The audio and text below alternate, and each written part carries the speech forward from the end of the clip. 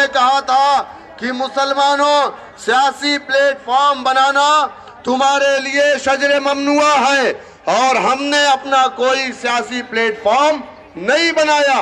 नाम नहाद सेकुलर पार्टियों ने हमारा वोट लिया, लेकिन आप मुझे बता दीजिए कि आज मुसलमानों के हालात कैसे हैं?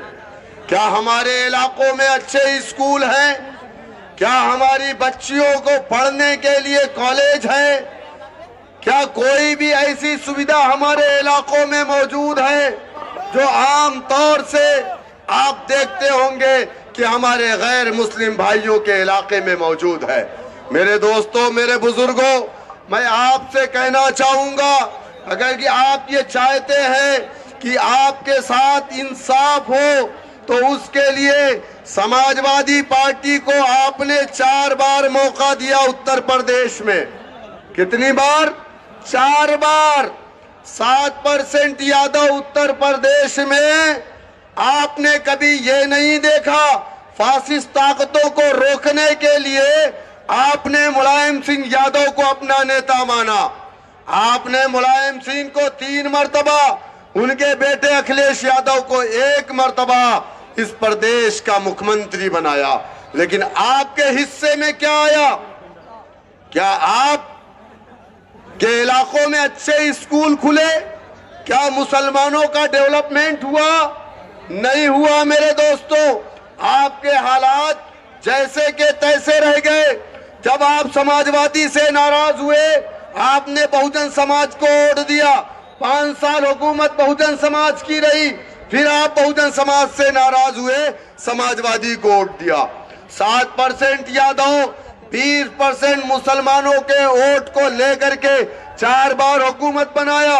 और मैंने कहा ना कि जमहूरियत की सबसे बड़ी ताकत सियासत होती है, और यादव ने सियासत में अपना हिस्सा लिया।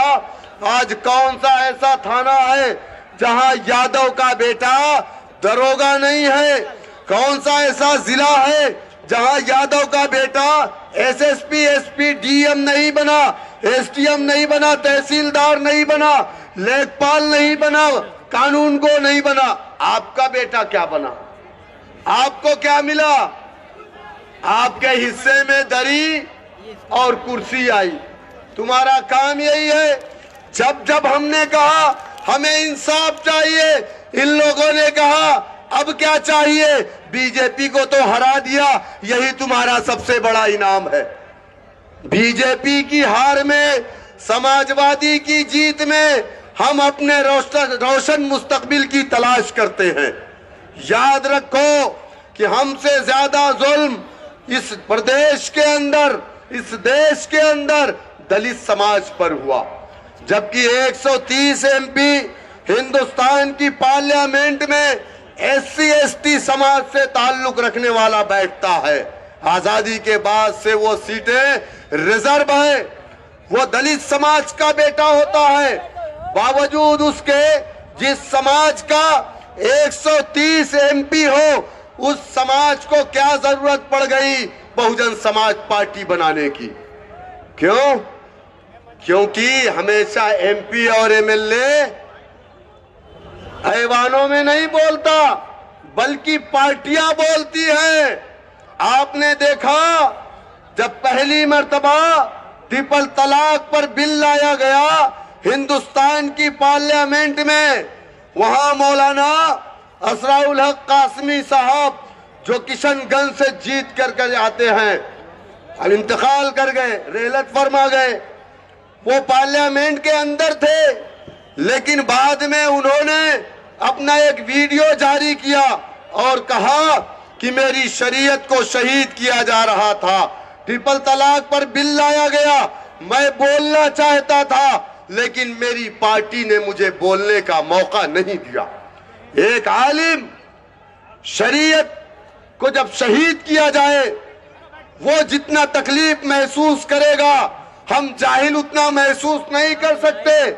2 महीने के अंदर मौलाना को हार्ट अटैक हुआ और मौलाना इस दुनिया से चले गए। आप बताइए मुझे, मैं दावे के साथ कहता हूं कि अगर मेरे कायद बैरिस्टर असदुद्दीन ओवैसी साहब कांग्रेस के एमपी होते तो उसी पार्लियामेंट में आपको भी बोलने का मौका नहीं दिया जाता। लेकिन मेरे कायद अपनी पार्टी के कौमी सदर हैं, जहां पर मुसलमानों के मसाइल पर बोलने की आजादी है, जहां रोका नहीं जाता किसी को।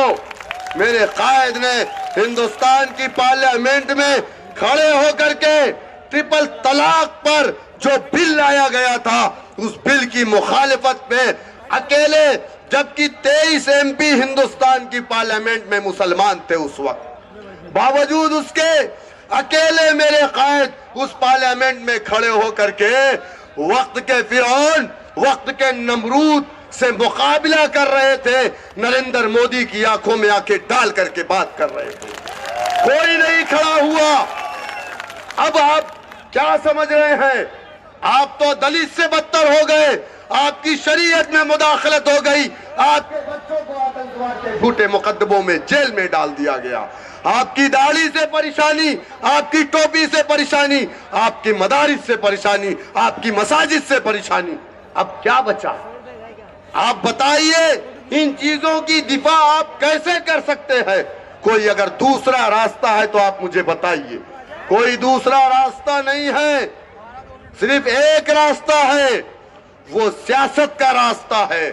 जब तक आप सियासत में हिस्सेदारी नहीं लोगे, जब तक आपको इंसाफ नहीं मिलेगा, जिस समाज का अपना सियासी परचम नहीं, जिस समाज का अपना सियासी लीडर नहीं, वो समाज इस देश के अंदर यतीमी की जिंदगी गुजारता है। जब कोई चाहता है हमारे घरों में घुस जाता है, झूठे मुकदमे लगा करके हमें जेल की सलाखों में डाल दिया जाता है। बताइए मुझे, 2002 गुजरात के दंगे की बात होती है, यकीनन